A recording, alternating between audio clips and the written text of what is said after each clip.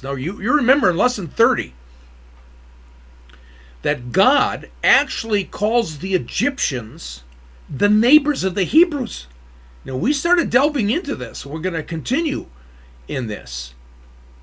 If they're the neighbors of the Hebrews, you may remember a couple of laws in Leviticus 19. Leviticus 19:18. You shall not take vengeance, nor bear any grudge against the sons of your people, but you shall love your neighbor as yourself. I am the Lord. And in verse 34 of the same chapter, we read, the stranger who resides with you shall be to you as the native among you, and you shall love him as yourself. For you were aliens in the land of Egypt. I am the Lord your God. Now, the things that we saw in Lesson 30 and the things that we talked about as we continue, we're going to go to Yeshua. We're going to go to Jesus our Lord, and he does a parable. And we know it as the parable of the Good Samaritan. To understand this parable, we need to understand these verses in Exodus, the verses in Exodus in Lesson 30, where we talk about the fact that, yes, indeed, the Egyptians are your neighbors, and on top of that, these two laws in Leviticus. You shall love your neighbor as yourself, and you shall love the stranger as yourself, which means the stranger is your neighbor. Now, the Jews and the Samaritans, they hated each other. I mean, some might say that the Jews hated the Samaritans more than they hated Jesus.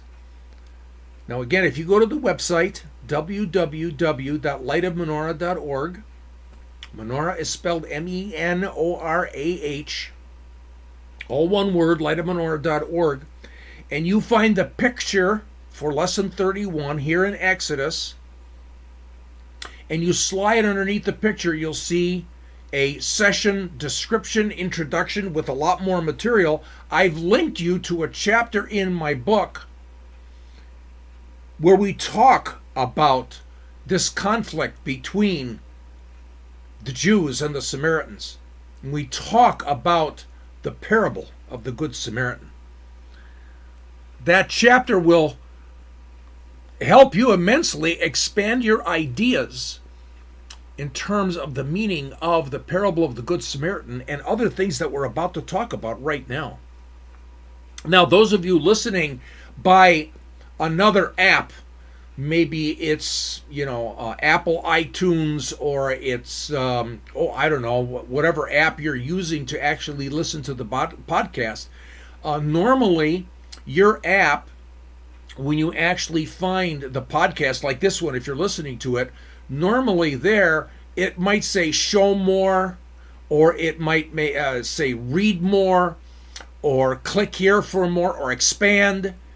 And if you do that on your podcast app that you're using, you should be able to find the links and the full description of the material that I've provided after the picture. So that's another way of accessing it.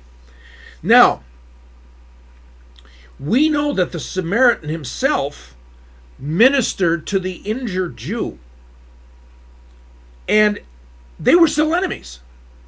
They probably still disliked each other. Jesus didn't say all of a sudden that the Samaritan had wonderful, friendly feelings toward the injured Jew.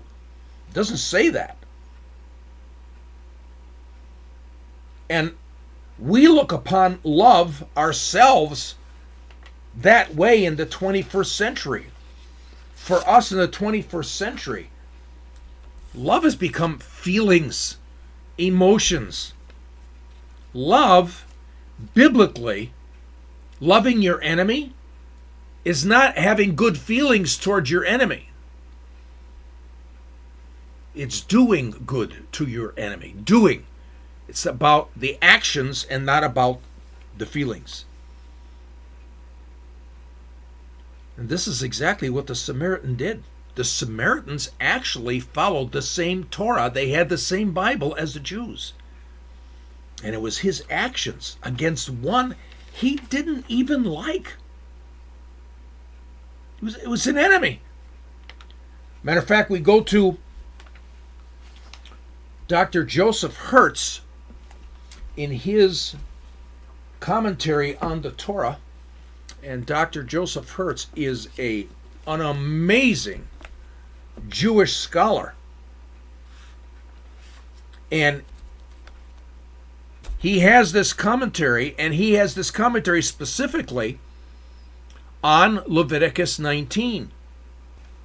In Leviticus 19:18, Dr. Hertz talks about the fact that from a rabbinic point of view, it forbids repaying evil with evil. So if a man finds two people who are in distress, he finds two people who are in trouble, and they both want to be saved and helped out in their distress, but one of them is your friend and one of them is an enemy, you should first assist your enemy in order to subdue your evil inclination. In other words, this is our enemy. We don't like him. We've got this sinful nature already. We'd say, that's our enemy. Forget about it. I'm going to go help my friend. And here in Judaism, as it comes out of the Torah, the rabbi said, no, you're supposed to help your enemy first. Really, really quite amazing. So Leviticus 19:18 is the most fundamental Torah law in all of the Torah. This is according to Rabbi Akiva, who states this in about the end of the 1st century AD, or right there at the beginning of the 2nd century AD. And from this, we get the golden rule. Now, you'll remember this in Matthew 7:12, where Jesus, in the Sermon on the Mount, says, and you'll know, here is the fundamental rule, or the key rule of all of the law and the prophets, that do unto others as you would have them do unto you. Now, this is not Christian. It actually has Jewish origin. And we can find aspects of what we would call the golden rule, or texts similar to that, in the book of Tobit, among the writings of Philo, the great Jewish philosopher that was alive around Jesus' day, and also Josephus, but specifically Hillel, the great rabbi, who died when Jesus was a teenager. This is years before Jesus actually made the statement, do unto others as you would have them do unto you. Rabbi Hillel was commenting on Leviticus 19:18, and actually Leviticus 19:34. Remember, both of those are love your neighbor as yourself and love the stranger, the person that you don't know, the foreigner among you, as yourself, therefore equating the fact that the stranger among you, the ger is the Hebrew word, is your neighbor. And Hillel states it kind of in a negative way. What is hateful to you, do not do to others. And both of these taken together, Jesus' statement, do unto others as they would have them do unto you, or do unto others as you would want them to do to you. And then here's Rabbi Hillel saying, what is hateful to you, do not do to others. And they're both very, very similar. Now, one of the reasons I bring this up, I just heard about the platinum rule. You can find this all over the internet if you wanted to Google platinum rule. And the platinum rule basically says, do unto others as they want to be treated. That's the platinum rule. Some say that this trumps the golden rule. And some say the golden rule is archaic, old, and not applicable anymore.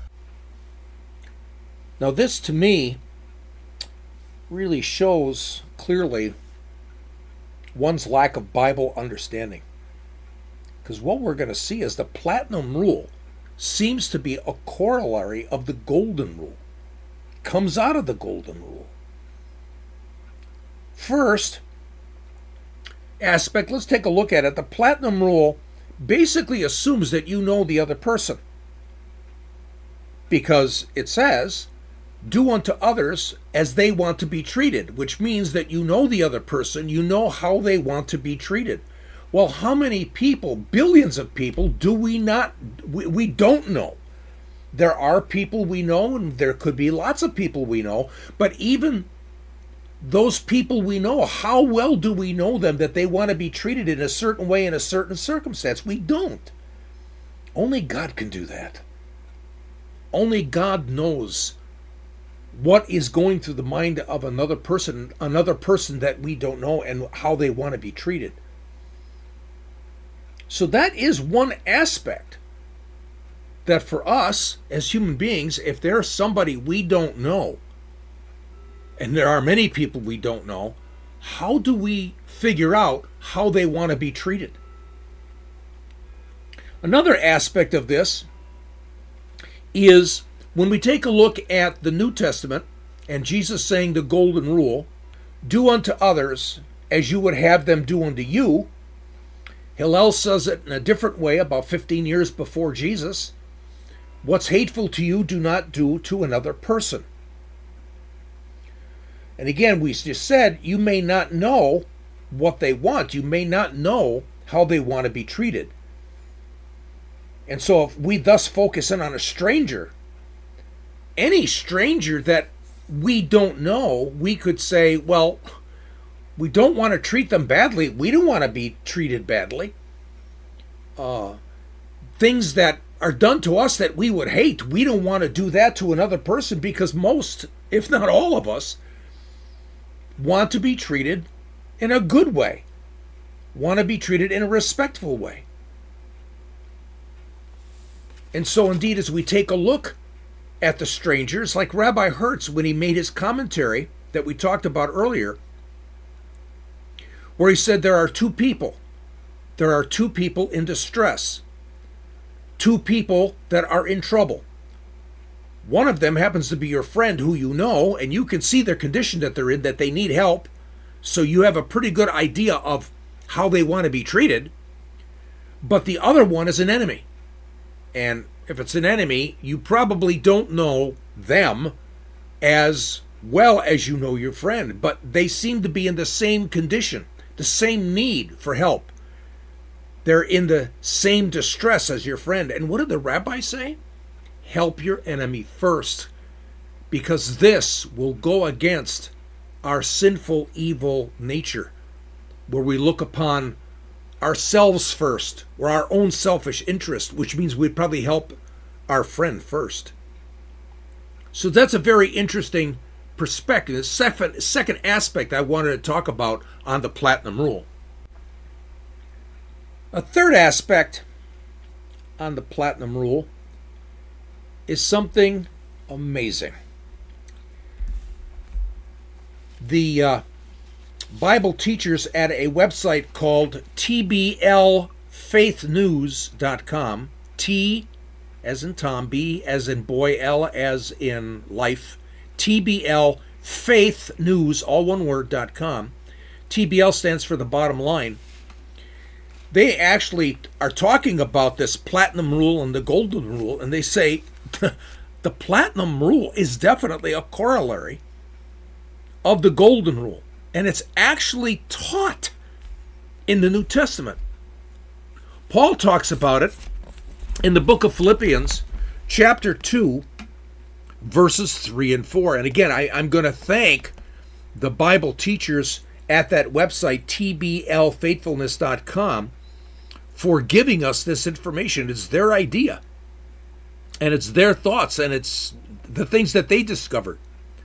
So in Philippians chapter 2, verses 3 through 4, we read, "Do nothing from selfishness or empty conceit, but with humility of mind regard one another as more important than yourselves.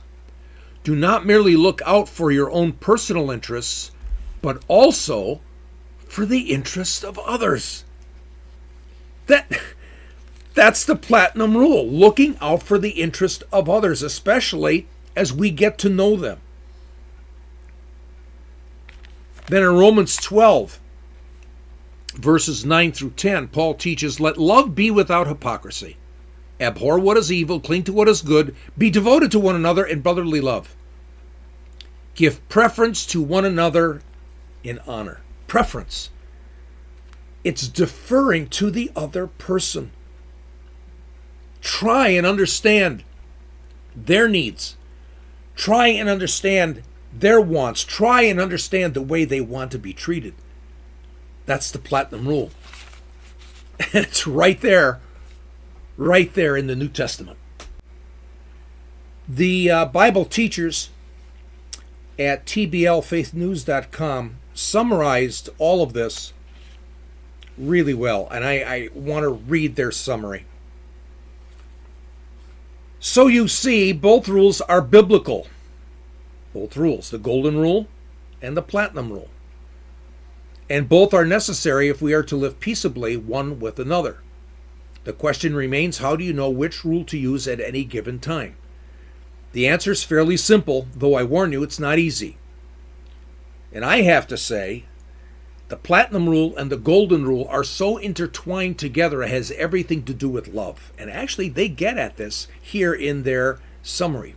I'll continue with what they said. Get to know your loved one well enough that you'll know when they want to be treated the same way you want to be treated and when they prefer a different approach, then act accordingly. When all else fails, remind yourself, it's not about me. I just love that. Because indeed, when we take a look at the golden rule, we take a look at Leviticus 19:18, Leviticus 19:34, we take a look at the platinum rule, it really comes down to this. And that is, it's not about me. It's about loving the other. Doing the best we can, even if we don't know how they want to be treated. I had mentioned in Lesson 30 that there is another concept that I want to deal with. And that concept is, what's the name of the Pharaoh of the Exodus? And I said it had everything to do with Exodus chapter 11, verse 5, when it says, and all the firstborn in the land of Egypt shall die. From the firstborn of the Pharaoh who sits on the throne, even to the firstborn of the slave girl who's behind the millstones, all the firstborn of the cattle as well. It so happens that a Pharaoh becomes a Pharaoh in normal cases because he is the crown prince. He's the firstborn of his father. And the firstborn of the father becomes the crown prince and becomes the next Pharaoh. But the problem is, when we're reading Exodus, the Pharaoh of the Exodus didn't die. So that means that the Pharaoh of the Exodus was not the firstborn. Now, I urge you to go back and study Lesson 5 in this Exodus series, Parts 1 and Parts 2. I've linked you to those lessons at the website, like I've linked you with the other things as well. So go to the website, look underneath the picture for Lesson 31 in Exodus. You'll see the session description, and you'll see the links there for Lesson 5, Part 1 and Part 2. They have everything to do with the dating of the Exodus. And it's all based upon real, credible archaeology and not my opinion. And again, once again, I provide many links and added resources in the session description, just below the session picture. And like I said, if you're accessing this podcast using other apps, look for words when you're using your other apps for something like show more or read more, to actually expand and actually access the session description so you can get at those links. Now, in Session 5 in Parts 1 and 2, it is argued that the clear biblical dating of the Exodus is 1446 BC. If that's the case, the Pharaoh then was Amenhotep II. Now, I want to also bring up that I'm going to provide you with links to another amazing scholar. Brand new videos. Matter of fact, I have just seen them, though I met this archaeologist and this Egyptologist several years ago when I attended the conference of the organization I belong to, the Near East Archaeological Society. So at the website, I link you to his videos. He's a great Christian scholar. His name is Dr. Doug Petrovich, and he has 2 amazing videos to show more and compelling information that indeed Amenhotep II was the Pharaoh of the Exodus. Now again, like I said, only the firstborn son of a Pharaoh can become the next Pharaoh. If that's the case, Amenhotep II as Pharaoh should have died, but he didn't. The reason being is, and I'm going to be adding this to Dr. Petrovich's information that he has in his videos, Dr. Bryant Wood's information at the Associates for Biblical Research, because when we take a look at Amenhotep II, we find out that he had an older brother, Amenemhat, the firstborn of Thutmose III. Amenemhat died, and so that the next Pharaoh had to be the next son, which was Amenhotep II. This is amazing. God's word is shown again to be absolutely 100% without contradiction. Pharaoh didn't die because Pharaoh wasn't the firstborn. But there's more. One of my teachers in one of my first classes in my graduate studies to attain my advanced degrees in Bible history was Dr. Charles Ailing from Northwestern University right here in St. Paul. He's actually a proven, credible Egyptologist, archaeologist, and Christian historian. And his book called Egypt and Bible History, which is still available today, he shows that Amenhotep II had a son, Webensanu. Webensanu likely died young, maybe even perhaps around the age of 10. And what was strange was Webensanu was buried in the tomb of his father, Amenhotep II. And we know for a fact that Webensanu died before his father. This perhaps implies that Webensanu was the crown prince, that he was the firstborn son. Now, Webensanu's half-brother, Thutmose IV, became the next pharaoh after Amenhotep II. He's the next pharaoh. The firstborn of Amenhotep II is dead, and Thutmose is next in line to become the next pharaoh. This is just amazing. This is real history. And again, this real history shows the accuracy of Exodus chapter 11, verse 5, that all the firstborn would die in Egypt. But Pharaoh wasn't the firstborn. He lived. And Thutmose IV, who was the next pharaoh in line, was not the firstborn of Pharaoh. And so I have to say that I'm in awe of Yahweh Eloheinu, of Adonai Eloheinu, the Lord our God. I'm in awe of his Torah, the books of Moses.